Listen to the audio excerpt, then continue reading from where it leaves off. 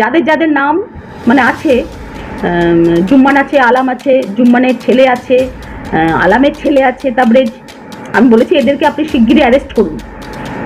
ছুটছাট লোককে অ্যারেস্ট করে কোনো লাভ নেই। পুলিশ অফিসার বলল, বড়বাবু বলল, বলে আপনি কোনো চিন্তা করবেন না, ঠিক সময় এদের ব্যবস্থা আমরা ঠিক করে দেবো। আগে এত সুন্দরভাবে আমি দাঁড়াপাড়ায় ঢুকতাম, মানুষের সঙ্গে মিশতাম, মানুষের হাসি খুশি মনোভাব ছিল তখন, কিন্তু এখন সেই জিনিসটা আজ থেকে 10 বছর হলো সেটা টোটালি বন্ধ হয়ে গেছে। কেন বন্ধ হয়ে গেছে? শুধু এই মাত্র মানে এদের 4জন 5 জনের জন্য, এদের বউরাও ঠিক সেমনি।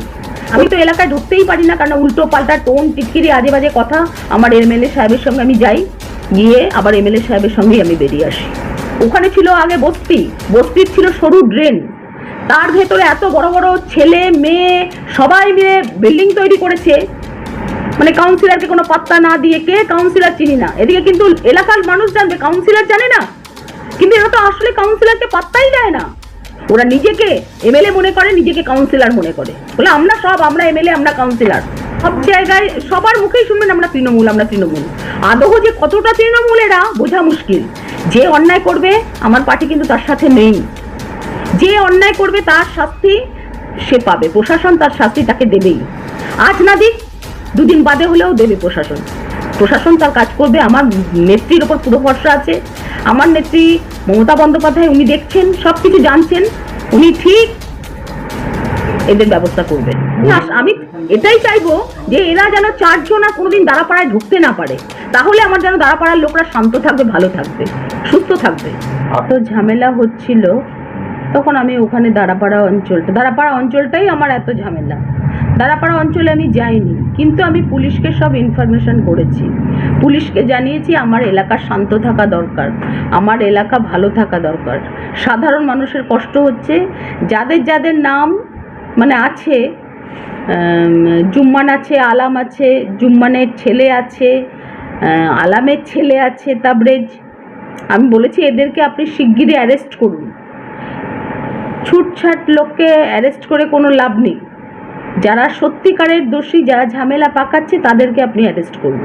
তখন আমাদের পুলিশ অফিসার বলল, বড়বাবু বলল, বলে আপনি কোনো চিন্তা করবেন না, ঠিক সময় এদের ব্যবস্থা আমরা ঠিক করে দেব। কিন্তু সত্যি কালকে আমাদের, পরশুদিন আমাদের 16 তারিখ খেলা দিবস ছিল। খেলা দিবসের পরের দিন মানে আমাদের ফাইনালটা হয়নি, অনেক রাত হয়ে গেছে খেলতে খেলতে, ফাইনাল খেলাটা হয়নি। কালকে ফাইনাল খেলা ছিল, আমার এমএলএ সাহেবেরও আসার কথা ছিল। এমএলএ সাহেব বললো আমি আসছি তোমার ওয়ার্ডে। এর মধ্যেই আমার কাছে খবর এলো যে যে আমার এলাকায় বোম পড়ছে। কোথায়? দাঁড়াপাড়া অঞ্চলে বোম পড়ছে। কে মারছে? বলছে তাবরেজ, ওরা মারছে। তাবরেজ, আলাম আর জুম্মানের ছেলে, ওরা সব বোম মারছে, ঝামেলা করছে। তখন আমি জানতে পারলাম রাত্রে। তারপর তো পুলিশ লালবাজার সব ঢুকে গেল, গিয়ে মনে হয় ওদের অ্যারেস্ট করেছে না কি করেছে, আমি ঠিক কথাটা বোধ করেছে। আমার প্রশাসনকে আমি যখনই বলি, প্রশাসন তখনই আমার কথা শুনে, আমার ওসি তখনই কাজ করে। কিন্তু আমি ওই এলাকায় আগে এত সুন্দরভাবে আমি দাঁড়াপাড়ায় ঢুকতাম, মানুষের সঙ্গে মিশতাম, মানুষের হাসি খুশি মনোভাব ছিল তখন, কিন্তু এখন সেই জিনিসটা আজ থেকে 10 বছর হলো সেটা টোটালি বন্ধ হয়ে গেছে। কেন বন্ধ হয়ে গেছে? শুধু এই মাত্র মানে এদের 4 জন 5 জনের জন্য, এদের বউরাও ঠিক সেমনি। কোনো এনজিও কাজ করতে গেলে বলছে যে আমি এখানকার কাউন্সিলর সাম্মি সাহিদ মানে জুম্মানের ওয়াইফ, উনি ওখানে নিজেও একটা এনজিও চালান। উনি বলেন আমাদের যদি কর্পোরেশনের কোনো এনজিও যায় কাজ করতে, ওখানে বলছে এখানে আমরা কাজ করতে দেবো না, এখানকার কাউন্সিলর হচ্ছি আমরা হচ্ছি কাউন্সিলর, আমরা হচ্ছি সব, আমাদের এলাকায় ঢুকতে গেলে আমাদের কথা শুনে তোমাদের কাজ করতে হবে। সেহেতু তখন ওরা ওখান থেকে কাজ করতে পারে না, চলে আসে। মানে এত দূর মানে ব্যবহার এদের। আমি তো এলাকায় ঢুকতেই পারি না, কারণ উল্টো পাল্টা টোন, টিটকিরি, আজে বাজে কথা। আমার এমএলএ সাহেবের সঙ্গে আমি যাই, গিয়ে আবার এমএলএ সাহেবের সঙ্গেই আমি বেরিয়ে আসি। বৌদি, এতগুলো ঝগড়া আমার কাছে কোন ইউথ কোন কি, আমার কাছে কোনো খবর নেই, কিছু জানার নেই আমার। আমি জানতেও চাই না, কেননা আমি ওদের সাথে মিশি না, ওদের সঙ্গে আমার কোনো যোগাযোগ নেই, কোনো সম্পর্ক নেই। আমার ওয়ার্ডে আমার যদি কর্পোরেশন থেকে রাস্তা তৈরি করতে হয়, সেই রাস্তা আমার যতটুকু স্যাংশন হবে ঠিক ততটুকু সরকার থেকে যতটা স্যাংশন হবে ততটা করবে। ওরা রাতারাতি করবে, পুরো রাস্তা ভেঙে দেবে আলামের ছেলেরা, বলে পুরো রাস্তা তৈরি করতে হবে। এটা জুলুমবাজি, আমার ওপরে জুলুমবাজি, কর্পোরেশনের উপরে জুলুমবাজি করে ওরা। তাহলে আপনি কি কাউকে সাফার করছেন? আমি আমি আমি একজন সত্যিকারের বলতে গেলে আমি একজন সাধারণ মেয়ে। আমি সাধারণ মেয়ে হয়ে আমি মানুষের পাশে থাকি, মানুষের জন্য কাজ করি, যেটা আমার নেত্রী মমতা বন্দ্যোপাধ্যায় বলে এসেছেন, মানুষের কাজ করো, মানুষের পাশে থাকো। আমি সেইভাবেই আমার মানুষের পাশে থাকি। নোংরামির জন্য আমি ওখানে আর ঢুকতে চাই না। কেন চাই না? এই প্রচণ্ড পরিমাণে যেভাবে ইনলিগাল বিল্ডিংগুলো বানিয়েছে, ওখানে ছিল আগে বস্তির ছিল সরু ড্রেন, তার ভেতরে এত বড় বড় ছেলে মেয়ে সবাই মিলে বিল্ডিং তৈরি করেছে। মানে কাউন্সিলরকে কোনো পাত্তা না দিয়ে, কে কাউন্সিলর চিনি না, এদিকে কিন্তু এলাকার মানুষ জানবে, কাউন্সিলর জানে না, কিন্তু এরা তো আসলে কাউন্সিলরকে পাত্তাই দেয় না। আপনি কোনো অ্যাকশন নেন? আমি কি অ্যাকশন নেব? আমি তো বললাম না, আমি এত নিচে নেমে আমি রাজনীতি করতে পারবো না। রাজনীতি করতেন আমার হাজব্যান্ড রবীন বোস।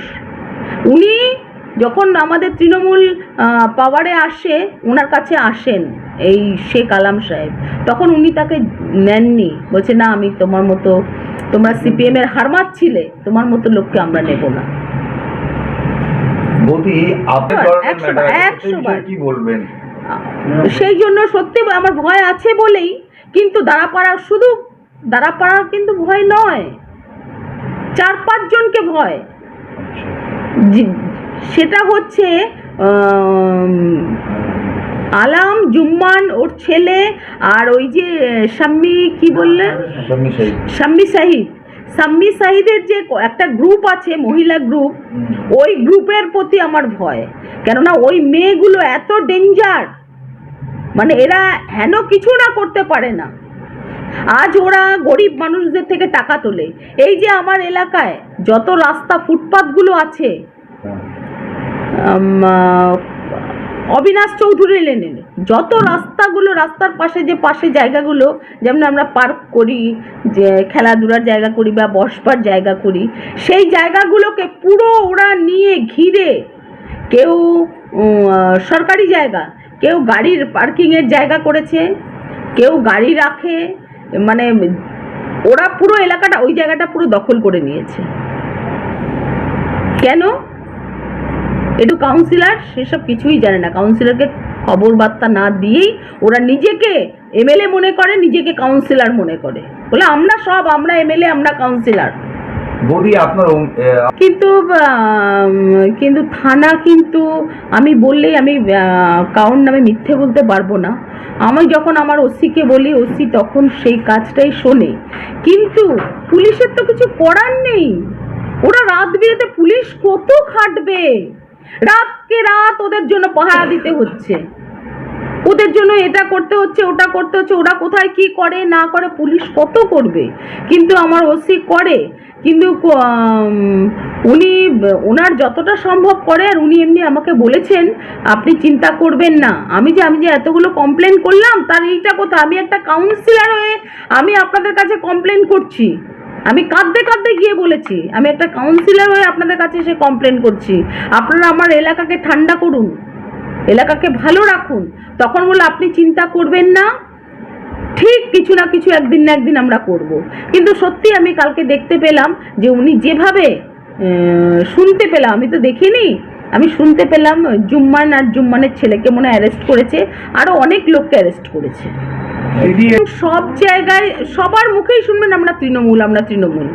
আদৌ যে কতটা তৃণমূল এরা বোঝা মুশকিল। যে অন্যায় করবে আমার পার্টি কিন্তু তার সাথে নেই, যে অন্যায় করবে তার শাস্তি সে পাবে, প্রশাসন তার শাস্তি তাকে দেবেই।